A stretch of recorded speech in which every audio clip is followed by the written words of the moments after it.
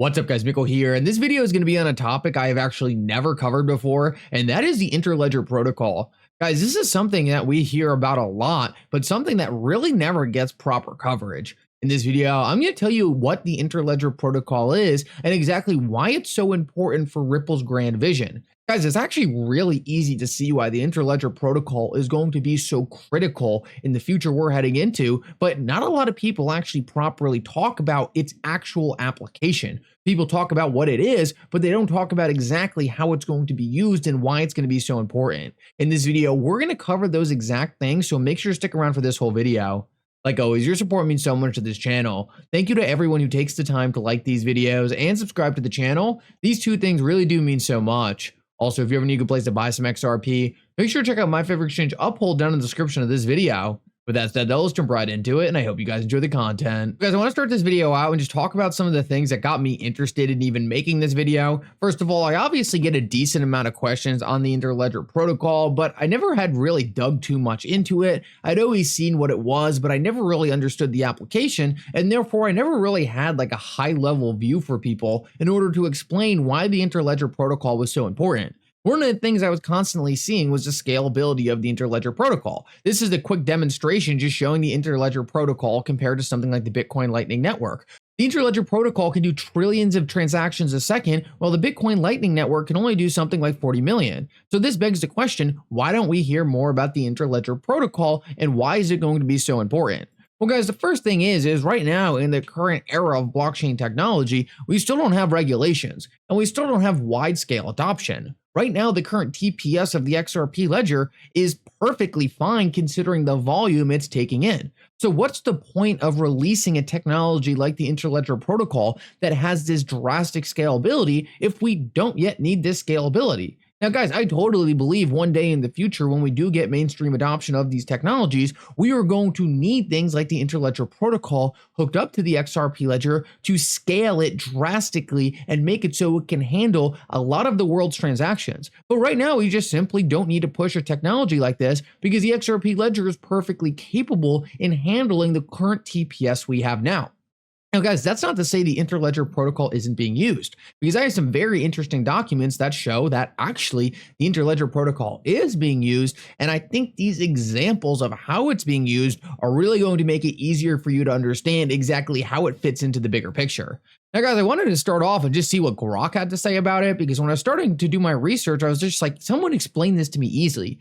How does the Interledger protocol, Ripple, and the XRP Ledger all fit together? So Grok said, the Interledger protocol ILP is a set of rules that allows different payment systems to communicate with one another, enabling the transfer of value across different ledgers. The XRP Ledger is a decentralized ledger that supports the XRP cryptocurrency. Ripple is a company focused on facilitating fast, low-cost international payments and is a major contributor to the development of the Interledger protocol and uses the XRP Ledger and XRP in its products and services. The connection between ILP, XRP Ledger, and Ripple is that ILP provides a way for the XRP Ledger to interact with other payment systems, while Ripple uses the XRP Ledger and XRP to offer fast and cost-effective cross-border payment solutions. So guys, I believe this is a great starting point to understand what is being built here. Ripple is a company at the high level that works with different institutions in order to upgrade their payment infrastructure. They utilize the XRP Ledger to make their payments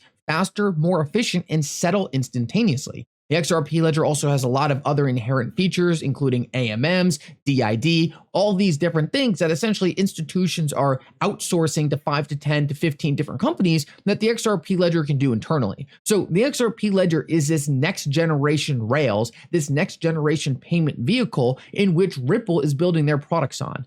Interledger protocol comes in with the understanding that not every institution on earth is going to hook up to the XRP Ledger. And in fact, we already see a lot of different payment networks today, like the Bitcoin network, the Ethereum network, that all have their own different levels of success that obviously people are going to use for their own purposes. The Interledger protocol comes in to play when it comes to connecting the XRP Ledger to these different networks. So take Stripe and Venmo, for example. These are two centralized money transmitters that do massive amounts of volume. Well, ILP would allow the XRP Ledger to connect to these systems. It's a general general understanding that despite whether an institution wants to specifically adopt the XRP ledger to their payment stack, ILP will at least allow them to interact with it if they need to do so. And one of the other reasons why this was so interesting to me and got me thinking was because we really didn't hear much about this, but if you continually dig under the surface of kind of what companies are doing in the background, for some reason you always see Interledger Protocol mentioned, which is weird because it's like no one ever talks about it, but then you dig into what the institutions are building out and they always mention, oh, we're using Interledger Protocol. So for example, this is a Visa patent where they specifically talk about Interledger Protocol and RippleNet. So just another example of an institution utilizing Interledger Protocol, talking about how it works with RippleNet, but it's like, hey, Visa is literally filing patents, which includes this stuff. You would expect to hear more about it. And here's another great example of just a description of how the Interledger Protocol is going to work with the XRP Ledger at a high level, because I think all of this is just going to help you see the bigger picture. And don't worry, at the end of the video, I'm going to explain it all to you, summarize it all, but I think it's really important to kind of see the flow of research to let you understand kind of how this all adds together.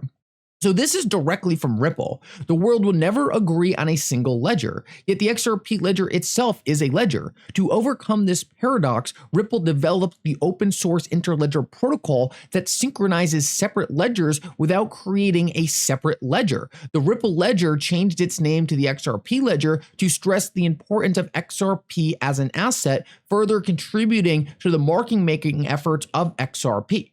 So the Interledger protocol is a neutral assetless protocol that connects all these different ledgers. But obviously you are still going to need scenarios where you do have an asset for settlement. The Interledger protocol is going to sit in the middle of all of these things and act as rails to connect these different payment systems and vehicles to the XRP ledger. We have talked about this ad nauseum, right? We're not expecting Bank of America to hook their centralized independent private ledger to the public XRP ledger. We have talked about this ad nauseum. We are not expecting Bank of America to build their centralized private ledger on the public XRP ledger, right? Those two things are completely contrasting to one another. Bank of America wants privacy, they want security, just like you're going to want your bank account private. You don't want your neighbor to see it. It wouldn't make sense to build that on the public XRP ledger. It's going to be built on a side ledger. It's going to be built on an independent technology. But that doesn't mean you're not going to want the access to public liquidity. Of course you're going to want that. That's what makes this the internet of value. The Interledger protocol allows you to connect these side private ledgers to the main XRP ledger to create a cohesive ecosystem. The XRP ledger is trying to be the main ledger when it comes to public liquidity, but you also need to connect to private liquidity, which in no doubt is going to be massive. We don't expect individuals and institutions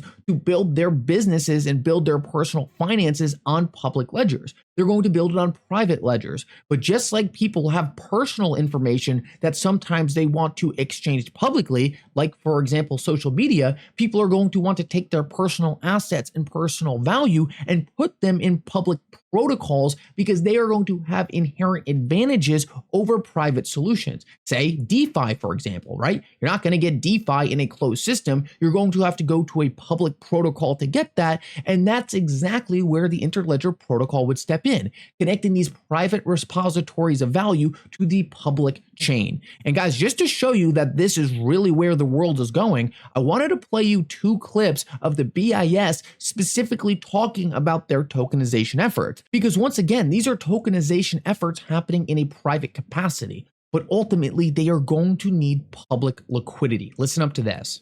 Is to have a financial system that relies on the exchange of tokens in the context of unified ledgers. Intermediaries would facilitate the trade, the onboarding, the offboarding, and the tokenization of assets. The management of tokens would be done by different intermediaries and ledger owners that will be a part of the system. Key procedures will be the authentication of the parties who is trading, the verification of ownership, who has what, and the off and on ramps, as they are key for the integration of the system to the rest of the economy. So guys, I know that's a little convoluted and cryptic, but what you need to understand is that it's perfectly in line with the vision Ripple is projecting in a lot of these reports and documents. Multiple different ledgers using the XRP ledger as a public liquidity and using things like ILP to connect these different protocols. These are people Ripple have been meeting with since 2015, 2016. So I don't think it's any coincidence they have similar visions being built out here.